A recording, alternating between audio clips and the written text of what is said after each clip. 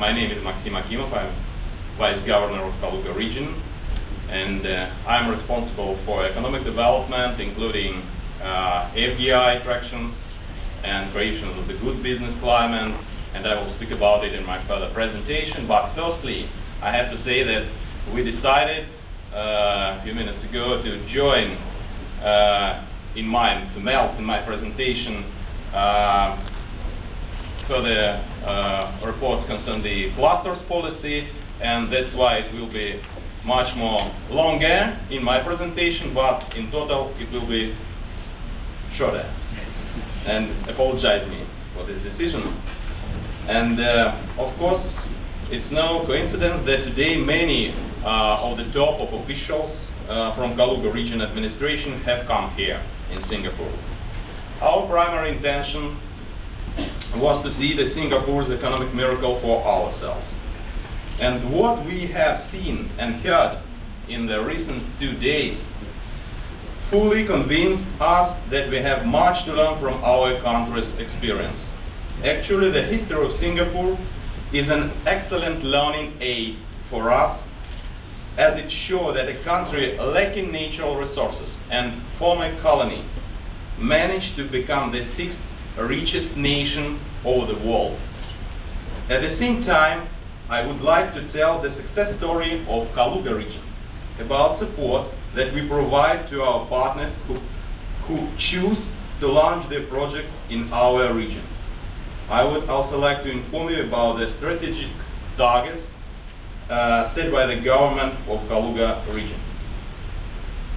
After Kaluga became a notable destination in the economical map of the Russian Federation and maybe Europe,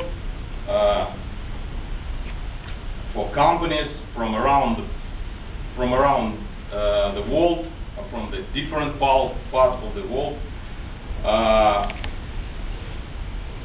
we don't have to engage in lengthy explanation as to our whereabouts. But just approximately 15 years ago, a lot of people, my partners and businessmen from foreign countries and from the Moscow, asked me how long it took to fly from Moscow to Kaluga. And anyway, now I would say that you don't have to take a plane to travel from Moscow to Kaluga. The distance between the border of the Kaluga region and Moscow is only 70 kilometers. This is a very short distance, but a long way for us, for creation a good business atmosphere and good business climate, and for the creation of notable business destinations on the economical map. And shortly, this is a very short distance, and therefore we are located in the very middle of the huge market. Another great advantage is 20 million people residing within a 3-hour after-trip radius around the Kaluga city. As my governor said, Kaluga region don't have natural resources or mineral reserves to support the local economy. We have neither gas, no oil, no gold, but we managed to achieve better results as compared to many regions rich in such resources in Russia. It seems that our geographical position is only natural advantage we have got. However, we have another key benefit, our people. And just like you, we decided to build our success on their energy, creativity, talent, and ideas. Today we continue investing in education firstly, creation of a good urban environment, and living environment improvement. And we have some results. In 2008, the Kaluga region became an #1 real leader in terms of production output growth in Russia. In 2010, we once again demonstrated the highest result in this sphere, in industrial output. Of course, we had to work really hard to ensure 45% growth. A massive inflow of foreign investment from different parts of the world became the cornerstone of the Kaluga region's success. We tapped into the experience of many countries to find the ways of creating a comfortable climate for investors. However, it was Singapore economic miracle that provided the best example of local administration transparency, fairness, and efficiency. Companies will be eager to invest only in regions with good business reputation, which will serve as a guarantee for stable development in the future. And the Prime Minister, and we honored Prime Minister of Russia, Vladimir Putin, called Kaluga region, quote, the least bureaucratic place, and we hold on this reputation.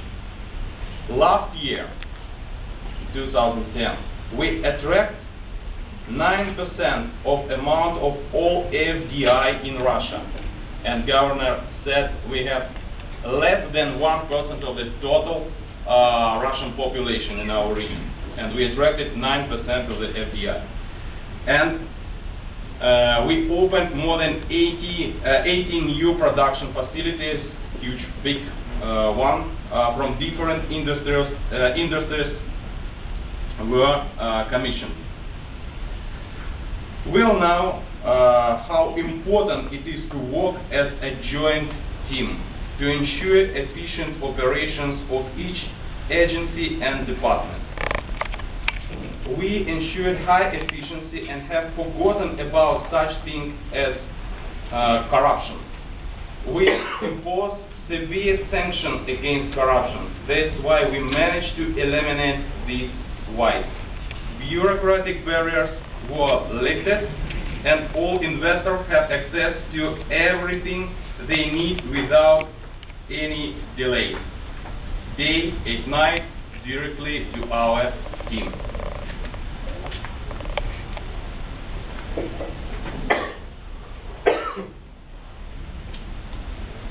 And we have a clear product from another point of view, industrial parks, and this is the optimal way to start your business fast. We created an efficient system of development institutions. The Regional Development Agency works closely with investors, providing necessary consultation and support, while the Development Corporation, Regional Development Corporation, acts as industrial park developer who create the infrastructure and creation the good conditions for the investors and developing land plots. We offer a package of tax breaks and preferences, as well as necessary financial support. However, in my opinion, our clear and understandable investment philosophy is the key to our success. It can be easily grasped by any investor coming to Kaluga region. We never discriminate projects proceeding from their scale. I think it's very important thing. All investors are equally important to us. Whether they invest $1 Singapore, $1 million of United States dollar, or 1 billion euros. We create a joint project team and never divide issues and challenges into the ones that concern us and ones they don't. It's prohibited. We do our best to resolve virtually as issue irrespective of their level, municipal, regional, or federal. Our partners are totally free to choose any supplier or vendor they want. We never say to our partners, please work with this team, this company, and please choose their local provider. Never. We believe that important this or that construction company or component supplier is the first step, as I said, toward corruption. We assure you that we have never done that, and we will never do that in the future. I think this is a very important.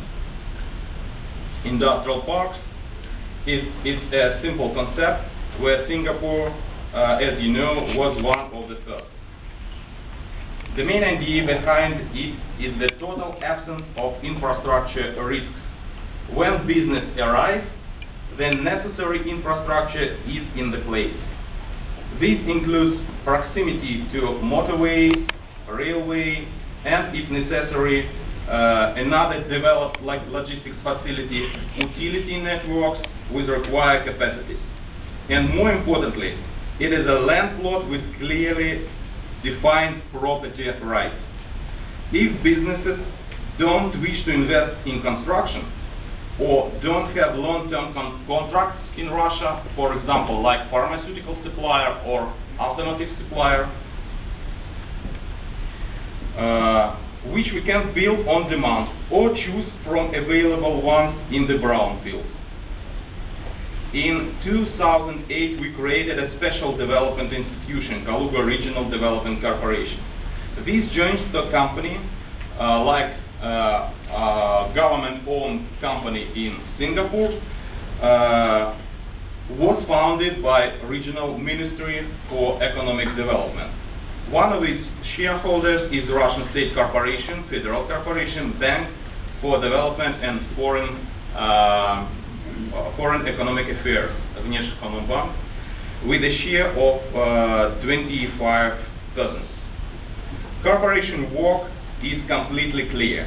The purpose of this development institution as a developer of industrial parks is to achieve the minimum participation of budgetary funds in realization of infrastructural projects. The Development Corporation is an example of project successful realization on the principles of public-private partnership. Next point of my speech is cluster policy. Our long-term strategy is based on clear vision regarding the industries we would like to develop in our region. Definitely, we provide necessary support to our traditional industries like power engineering, for transport engineering. We have a driven production facility in Kaluga as well as a number of transport production facilities both in Kaluga and in other cities of our region. The reindustrialization program currently being implemented provides for creation of such new clusters as automotive cluster and life science cluster.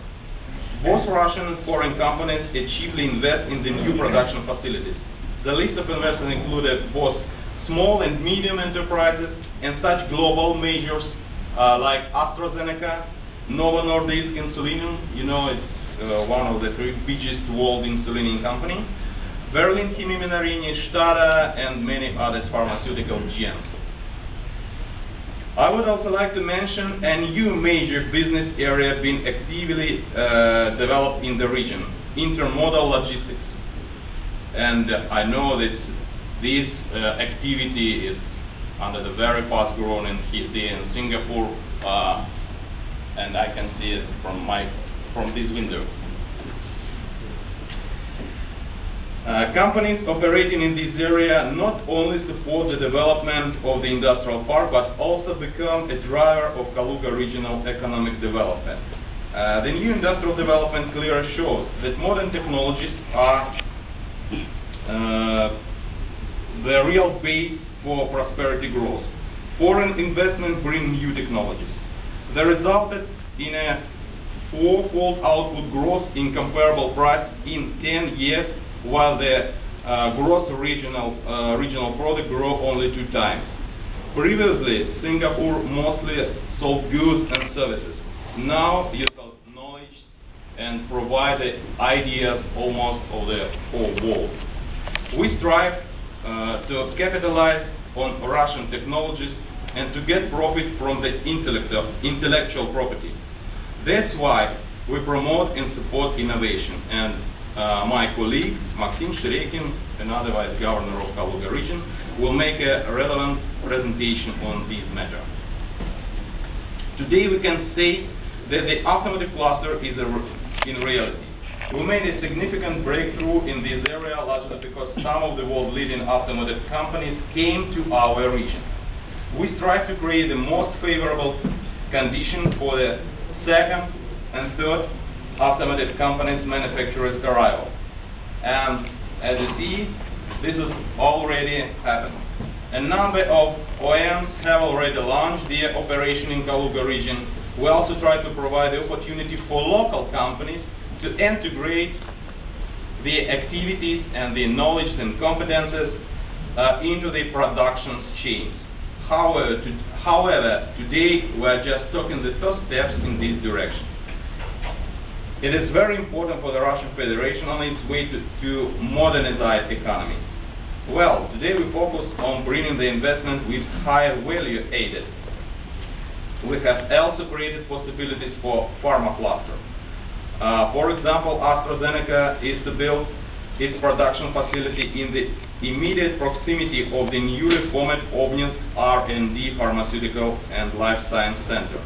AstraZeneca annual investment in R&D over the world exceeds more than $4 billion United States dollars. And you see there are some more companies, so we can see that pharma cluster has already begun.